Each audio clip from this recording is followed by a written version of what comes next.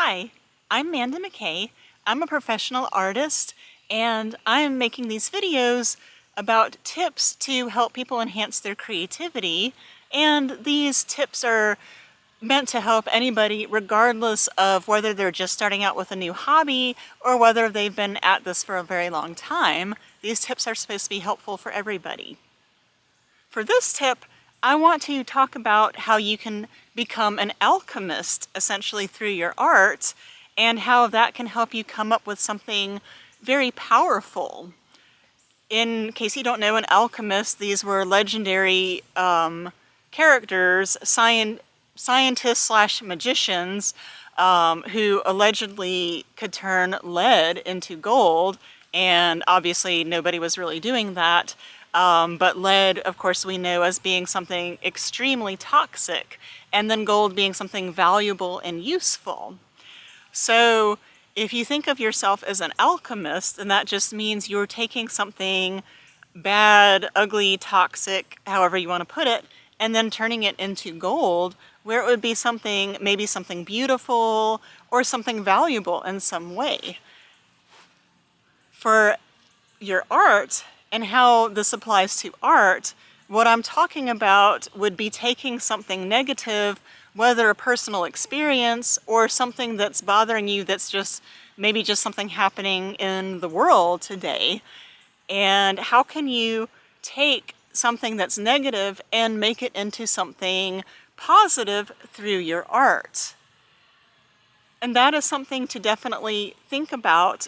It can be intimidating to be going into these negative emotions, but it can also be very cathartic. And using your art, whether or not you come up with something that would be considered traditionally beautiful, it can definitely help you process whatever is going on, whether you want to share it with anybody else or not. But I will tell you about one of the most powerful art exhibits that I've ever seen was at Project Safe, which is basically a shelter for women who have been victims of intimate partner violence. So this is a women's shelter, and many of these women had survived horrible abuse, and they were given the opportunity to just do like a drawing or a painting about their experiences. And there were maybe 20 different pieces of artwork, and most of them, I mean, you could tell that whoever had created the piece had not had a lot of experience with drawing or painting. I think most of them were drawings, but a few of the women decided to paint instead. And some of them were technically good, but I would say most of them were not. But that really didn't matter. It was very powerful to see what these women, how they had chosen to portray what had happened to them. And in some cases they had depicted actual abuse in their artwork, and in some cases it was more metaphorical, and there were even a few pieces that were more looking to a more hopeful future, where they didn't choose to depict something bad that actually happened, but now they're hoping that they're on a path to healing and recovery and a better life. So again, these weren't trained artists, and some of them probably hadn't drawn anything since maybe the 3rd or 4th grade, which is when a lot of people tend to give up on drawing. So if you ever see anybody's artwork and you think it looks like, a 4th grader drew it, that's probably when they gave up on drawing. And if they took it up again and practiced with it, then they'd advance some. But usually whenever it was that you stopped working at that and kind of gave up on it and maybe decided you weren't good enough, that's usually the level that you would be at as an adult.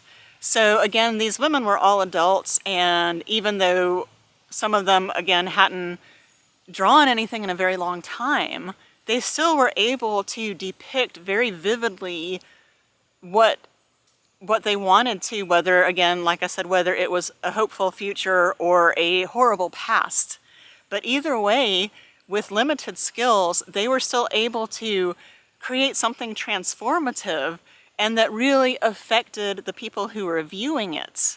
And I will say that that show definitely made me feel like any problems I had in my life at that time were very small compared to what these ladies had survived. So is there anything that you can think of in your life that you would like to almost rewrite the story in some cases? And if maybe you're not a visual artist, maybe you're a songwriter, maybe a clothing designer, maybe even a chef, but is there some way that you can take something bad or ugly and somehow transform it into something completely different? I think that the old metaphor that I've heard for a long time is about the lotus flower. It's a beautiful flower, but it grows out of mud. So you can think of yourself or your art as this lotus flower. To use something a little bit closer to home for me and in my background, I like to think of moss as something that grows where other plants won't grow. You can see it behind me in the shot. I think it's this bright, beautiful green, but it grows in the total shade and in the gloom, and where nothing else really would grow because everything else needs a lot more sunlight than it's going to get out here. So don't be afraid to transform negative energy into more positive energy by depicting it in some way in your creative practice. You can come up with something very, very powerful, and if you choose to share it with anybody else, then this can be a very transformative experience for the person who's viewing your art, or whatever your final result is, whatever you have created.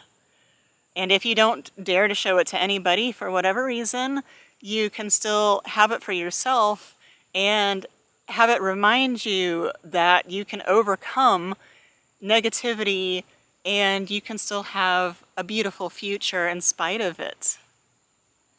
So I know this video was a little bit more abstract maybe as far as what I'm talking about than a lot of my tips have been, but hopefully this is helpful to you, and hopefully you find this useful, and let me know in the comments what you think.